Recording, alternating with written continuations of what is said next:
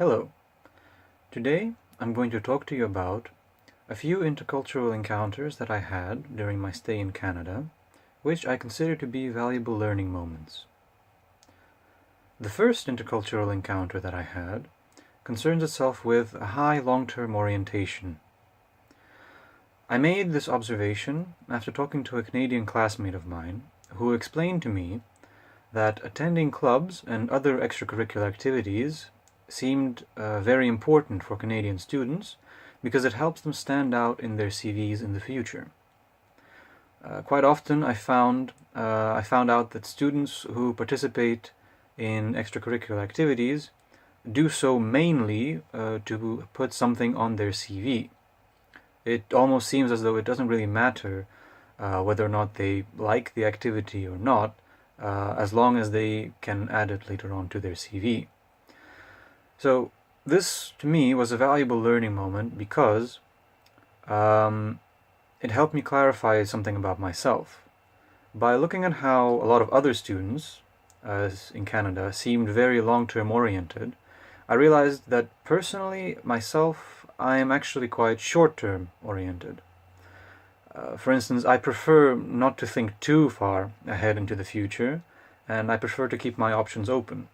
And I prefer to just follow my interests. So, for instance, I know that I want to finish my education at the Haagse Hogeschool, and I know that I want to go on to do a master's degree, but I'm not entirely sure as to what kind of master's I want to pursue. So, I know roughly what I want to do in the future, but not entirely. The second intercultural encounter that I had concerns itself with low power distance. So I noticed that some professors responded to emails during the weekends, which is unusual for me because at the Hague University that doesn't really happen. And a lot of those professors at U Ottawa, they signed off at the end of those emails using just their first name, so no surname. This was a valuable learning moment for me because it showed me that even in large and prestigious institutions, they are not always what they seem. Even in such prestigious institutions, there can still be an element of low power distance, which often defies preconceptions and stereotypes that one may have about such incumbent universities. For instance, if you think, or at least as I do, if you think of Oxford or Cambridge, and for that matter U Ottawa, you could typically think that they are rather prestigious universities, formal institutions, so you may think that there would be a lot of formal language going on between professors and students, and yet professors seem to be quite relaxed and quite chill about signing off on emails just using their first names. It's not a major encounter, but it's a small nuance that I noticed. And the third intercultural encounter concerns itself with individualism.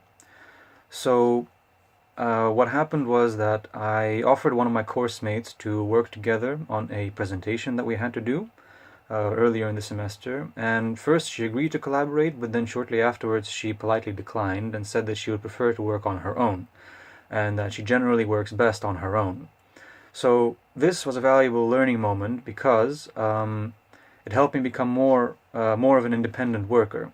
Generally, it seemed like the atmosphere at U Ottawa seemed more individualistic. It was a more individualistic society.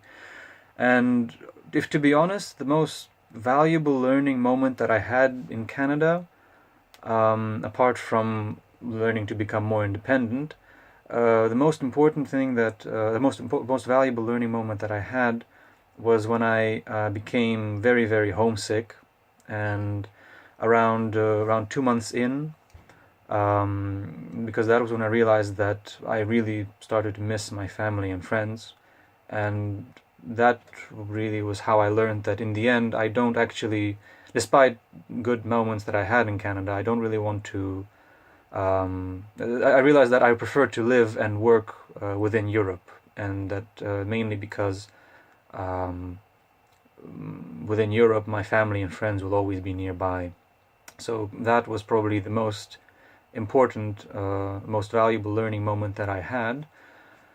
from an intercultural perspective, and also from just a general perspective of after remaining in Canada for about 3.5 months.